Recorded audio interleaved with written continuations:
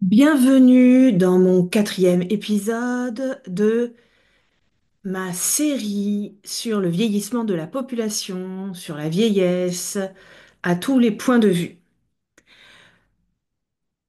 Dans ce quatrième podcast, je continue mon état des lieux de la situation actuelle.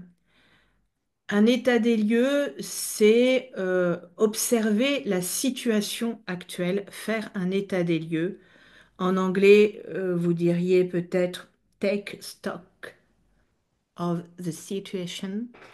Donc, faire un état des lieux de la situation, de la population mondiale et du vieillissement de la population au niveau mondial. Alors, par exemple, en Grèce,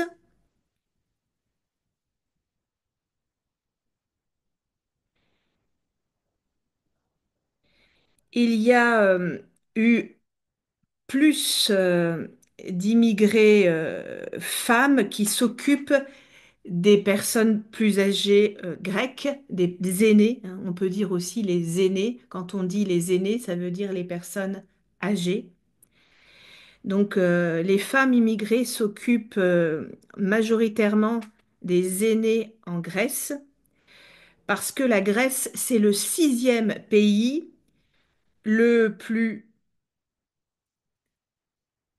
vieillissant au monde. Le sixième pays, parce que 23% de la population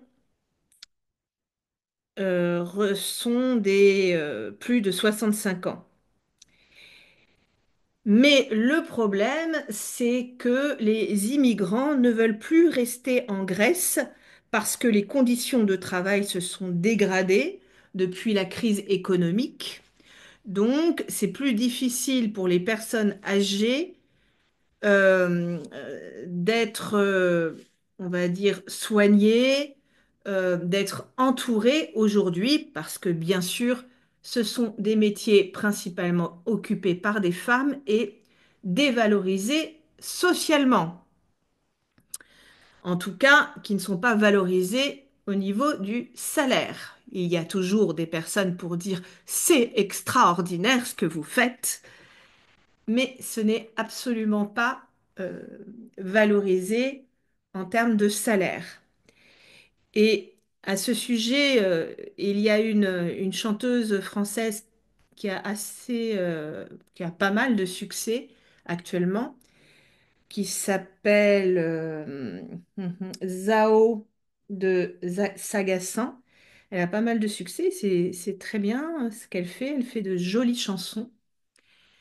Et elle disait, moi, avant, j'étais auxiliaire de vie. Donc, auxiliaire de vie, ça veut dire s'occuper de personnes au domicile, notamment des personnes âgées ou des personnes handicapées. Elle dit, j'étais auxiliaire de vie. En l'espèce, elle était auxiliaire de vie dans un hôpital ou dans un EHPAD, un établissement d'hébergement pour personnes âgées dépendantes. Et elle disait, bah, donc je faisais aussi l'aide à la toilette des personnes, et c'était très fréquent qu'on ne me remercie pas parce que voilà, j'entre dans l'intimité, les personnes ont du mal à accepter cette dépendance à l'autre pour leur toilette. Donc il y avait beaucoup d'ingratitude, mais aussi beaucoup de gratitude de la part d'autres personnes. Et elle disait, mais j'étais très mal payée et on ne me remerciait quasiment pas. Je n'étais à peine reconnue. Aujourd'hui, elle dit, je chante et on n'arrête pas de me remercier et de m'applaudir et je suis beaucoup mieux payée. Donc, tout est dit, hein, le paradoxe de tout ça. Donc, bien sûr, les immigrés, bah, ils ont parfaitement raison. S'ils peuvent être payés plus cher dans un autre pays, pourquoi ils iraient en Grèce s'occuper de personnes âgées pour un salaire de misère? C'est logique. Du côté de la Suède, il y a aussi un essor des sociétés d'intérim qui montrent la paupérisation des personnes plus âgées. Donc, un essor, ça veut dire une augmentation. Une société d'intérim, c'est une entreprise qui va chercher à recruter des gens temporairement pour d'autres entreprises. On appelle ça faire de l'intérim. Je travaille par intérim, ça veut dire que j'ai quelques missions, mais je ne suis pas en contrat à durée indéterminée. Eh bien, en Suède, il y a beaucoup de sociétés d'intérim pour les personnes plus âgées, ce qui montre bien que les personnes plus âgées sont plus pauvres qu'avant. 37% des Suédois et 31% des Suédoises reprennent un travail après 66 ans. Donc souvent, ce n'est pas l'image qu'on a de la Suède, mais c'est aussi ça la réalité, hein, la pauvreté des personnes retraitées en Suède. C'est énorme les chiffres qu'on avance.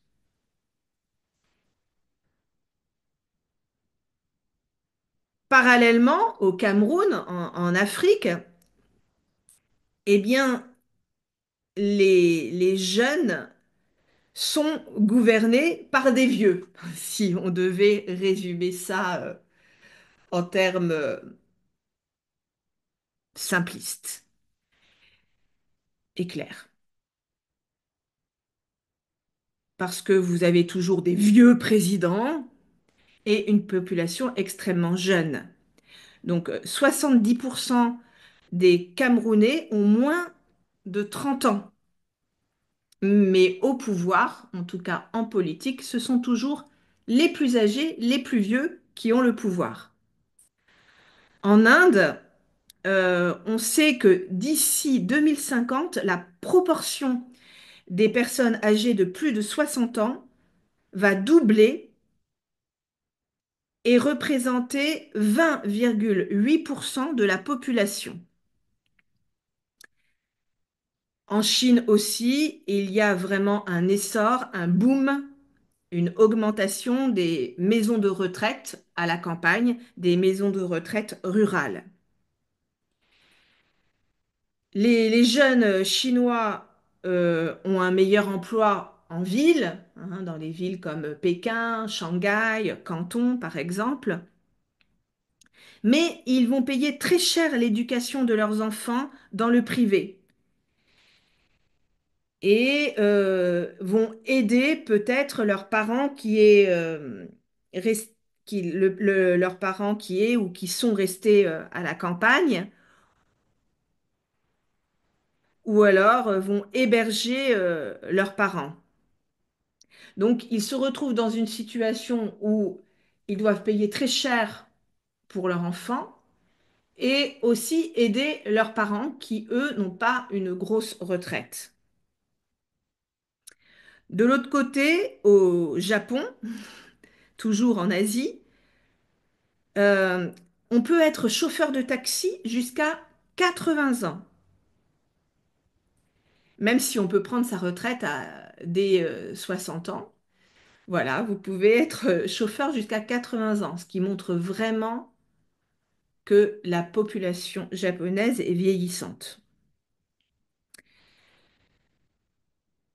C'est en Asie du Sud-Est et en Asie de l'Est qu'il y a le plus de personnes âgées. 261 millions de personnes âgées. Ensuite vient l'Europe et l'Amérique du Nord avec plus de 200 millions de personnes âgées. Le vieillissement de la population est en train de devenir l'une des transformations les plus importantes de notre siècle, une des transformations les plus importantes du 21e siècle, avec des conséquences, bien sûr, dans tous les secteurs de la société, dans le monde du travail, euh, aussi sur les marchés financiers, parce que on voit que Les investissements vont se faire aussi dans l'or gris. L'or gris, vous savez, pour faire référence aux cheveux gris des personnes âgées. Et après, on va parler d'or blanc pour faire référence aux cheveux blancs des personnes âgées. Donc ça change aussi les marchés financiers, mais les répercussions aussi vont se retrouver dans la famille, dans les structures familiales, dans les liens intergénérationnels.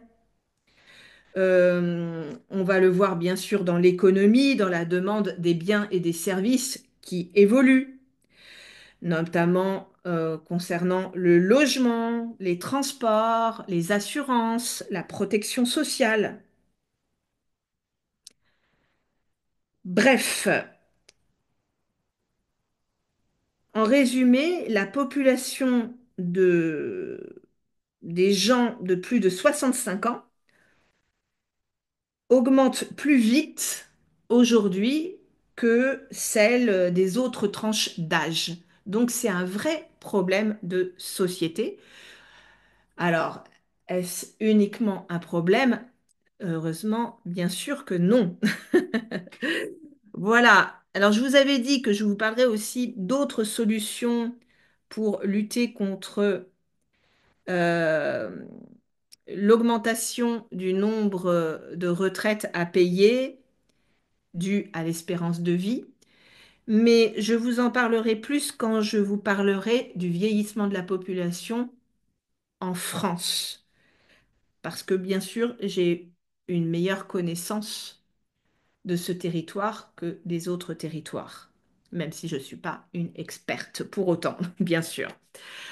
Voilà, eh bien, la suite dans mon cinquième épisode, la prochaine fois. Plein de bonnes choses. Donc j'espère que c'est toujours intéressant pour vous au niveau du vocabulaire. Plein de bonnes choses. Au revoir.